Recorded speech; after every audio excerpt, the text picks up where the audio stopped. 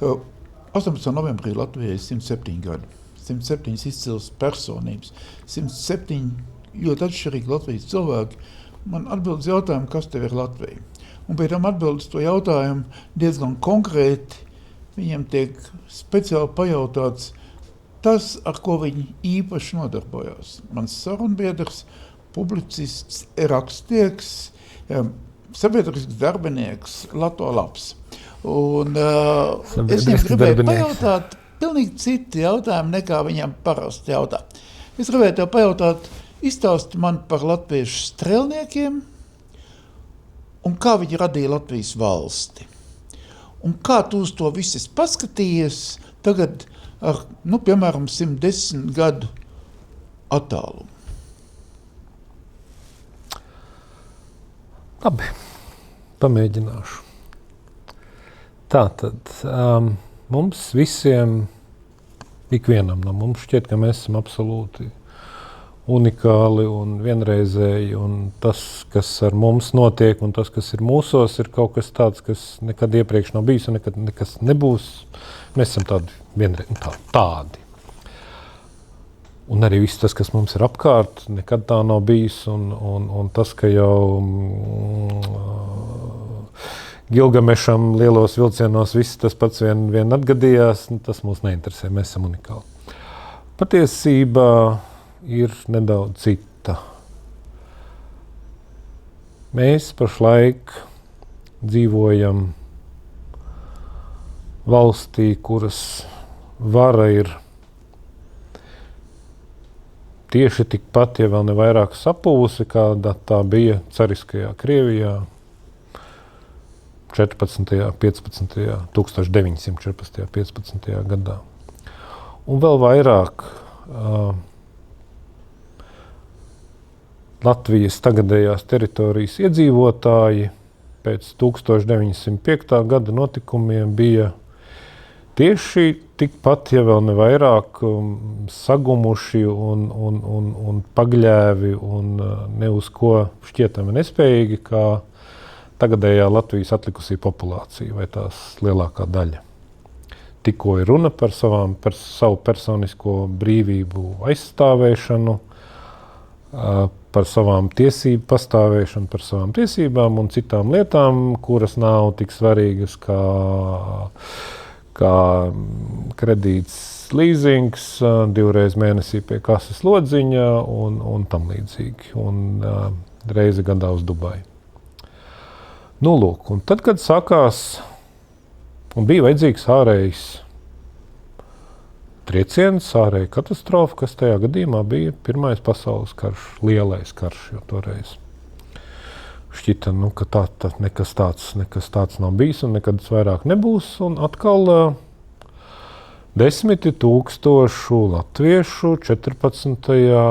15. gada sākumā darīja to, ko viņiem lika darīt. Viņiem lika, cīnēs par ķeizaru. Viņi arī gāja un, kas jādara, ko tur ķeizars no Dieva un tāda kārtība. Un kas noteikti no mūsu oficiālās vēstures viedokļa nav plaši zināms, ka ne jau Ziemassvētku kaujas bija tās, kurās krita visvairāk latvieši.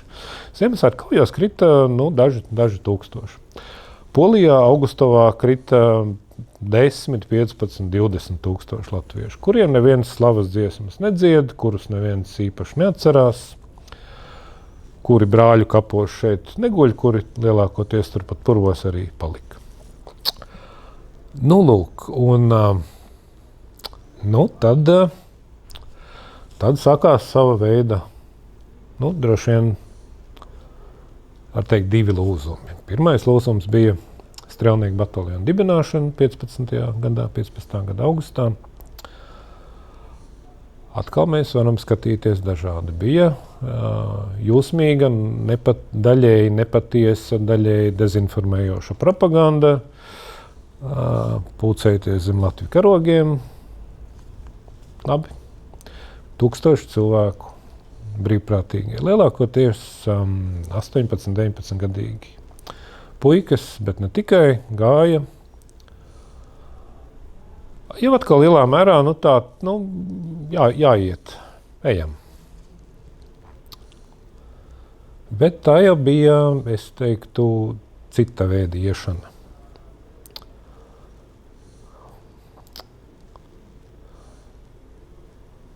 Pēc tam Aleksandrs Čaks pilnīgi pamatoti teica, mūžības skartajos, protams, kā tur bija, kā no zemes jūsu tauta ceļās, bet bez asinīm tai neuzcelties. Mēs visi zinām par šīm asinīm. Tā ir vēsturē kārtot. Bez asinīm neko uzbūvēt paliekošu nevar. Bija vajadzīgi šie te visas bezjēdzīgās 16. gada marta kaujas, 16. gada jūlija kaujas, protams, Ziemassvētku lielā mērā bezjēdzīgās kaujas, kurām sekoja 17. gada vēl bezjēdzīgākās janvāra kaujas. Bija vajadzīgi visi šie te tūkstoši kritušie, šie te asiņu plūdi un viss pārējais, lai šis te šķietami vienmēr padevīgais, vienmēr pagļāvais, vienmēr pakalpīgais vidusmēra latvietis, kurš visas šīs te kaujas bija gājis, tāpēc, ka vajag. Vajag, jādara.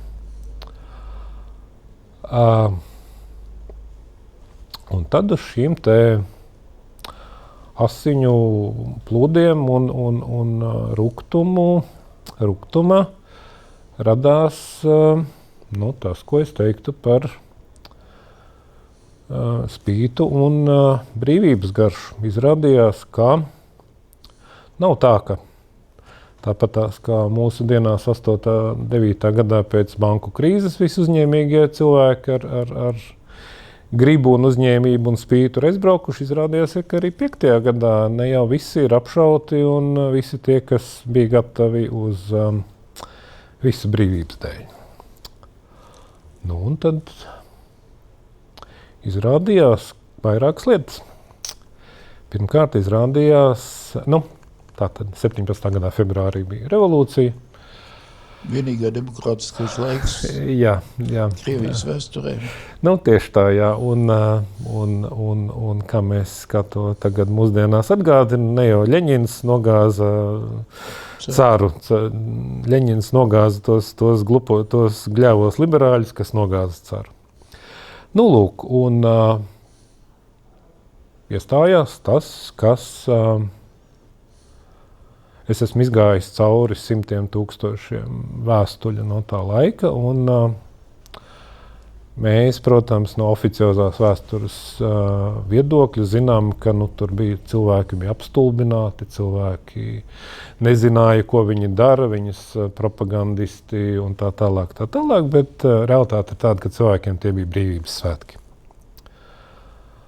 Un izrādījās, ka šīs te brīvības dēļ pirmām kārtām izrādījās, kā daži 10 000 bruņotu cilvēku, kas ir apņēmīgi, kas ir pietiekami daudz asins izlējuši un gatavi to darīt, var pagriezt pasauli citādā virzienā. Tie bija latviešu sarkanie strēlnieki. Kur viņi tur pagrieza, kas būtu citādāk, mēs to neviens nezinām, mēs to neviens nevaram pateikt. Bet ir vairāk kā skaidrs, ka visticamākais bez viņiem nekādas Latvijas valsts nebūtu. Jo, Ļeņins, protams, bija vurdalaks un vampīrs un visādi citādi, bet, latviešu sarkanie strēlnieki nebūtu nosargājuši Ļeņinu vienreiz, otrais, trešoreiz, tad... Sakotu notikumi, kā rezultātā monarhisms tādā vai citādā veidā plūst atpakaļ, un cik tālu viņš aizplūst, tikai līdz Baltijai vai līdz Polijai, Somijai, kas to var zināt. Jā, mēs to nekad nevaram. Protams, var teikt, ko tie trakie cilvēki, viņi nezināja, ko viņi dara, ko viņi atbalsta. Ar mūsdienu zināšanām mēs esam ļoti gudri viņus pamācīt. Tie esam tie paši mēs, kas balso par progresīviem visādiem citādiem mūdžiem, kur mums atkal pēc 50 gadiem, ja vēl tāda Latvijas valsts pastāvēs, tad cilvēki no turienes 50 gadu tālā nākotnē teiks, ko šitie te sadarīja. Jēzus, kā viņi nesaprata, ko viņi dara. Nu, lūk, var sakot, to visu es, protams, stāstu tādā sakarā, kā es gatavoju kaut ko tādu grandiozu par strēlnieku tēmu, kas ir 3 sējumi strēlnieku grāmata, bet tas nav būtiski ne par to stāstu, to visu var internetā izlasīt un tā tālāk, bet burtiski dažas lietas kopsakarā. Tātad pirmā lieta, daži 10 000 cilvēku var mainīt pasauli. Vēl vairāk latviešu strēlnieki parādīja, ka arī šķietami gļēvākajā, padevīgākajā, izpildīties gatavākajā nācijā var atrasties cilvēki, kas ir gatavi uz visu, lai tādu šķietami bezjēdzīgu lietu kā brīvība, personiskās tiesības un tam līdzīgi dēļ nogalinātu visus, kas tam stāv ceļā. Bez žēlastības. Jo mēs atkal nonākam pie tā, ka bez asinīm nekas nesanāk. Vēl viena lieta, ka jau 18. 19. gadā pierādījās, ka pilnīgi pietiek ar dažiem tūkstošiem motivētu cilvēku, motivētu apņēmīgu cilvēku, kas ļoti ātri pārvēršas par dažiem tūkstošiem motivētu bruņotu cilvēku. Un daži tūkstoši motivētu bruņotu cilvēku var uzbūvēt, var dabūt savu valsti.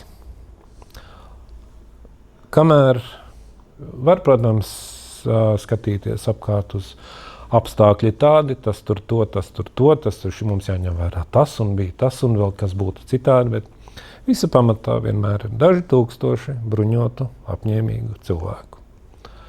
Un tur nav nekāda starpība, vai gads ir 1915. vai 2020 kaut kāds. Līdz ar to es domāju, ka topošā grāmata par strēlniekiem visi šī te sējumi var sanākt pašreizēji sapūšai valsts varē daudz bīstamāk nekā visādas tur manas grāmatiņas par mentu zaņķiem un tam līdzīgi. Es apstājos katrā ziņā bildes. Daudz neesmu redzējis, kaut kādu nodaļu. Man ir pilnīgi nejauši tā. Jā, tur būs kopā būs 3000 lapuses, 4500 bilžu, dokumentu, vēstuļu. Fantastisks materiāls. Jā. Izcili apstrādāts bildes. Jā. Bildes arī digitāli uzlabotas. Autentiskās bildes ir tādas, kādas viņas ir, bet būs 120 krāsainas bildes. Pirmo reizi latviešu strēlnieku krāsās, kapteinis Briedis pelnījis būt krāsās. Jā. Dzīve notiek krāsās. Un galvenais tas personīgās vēstules, ko cilvēki personīgi sūta no kara. Protams, tā nebūs ne vēstures grāmata, ne akadēmisks pētījums. Tas ir, es mēģināju kaut kā pats sev to noformulēt, kas tas ir. Tas būs vienkārši visiem tiem cilvēkiem, kam ir dzīvē grūti, kam šķiet, ka viss ir, viss valsts pagalām, viss pagalām, dzīve pagalām un tā tālāk. Tur būs 3000 lapus, atšķir jebkur lapus, un tu redzēsi, ka tur bija cilvēki, kas rāda, ka var stāvēt pretī visam. Es jau pateicos par stāstījumiem, lai grāmatai zelta muša. Paldies!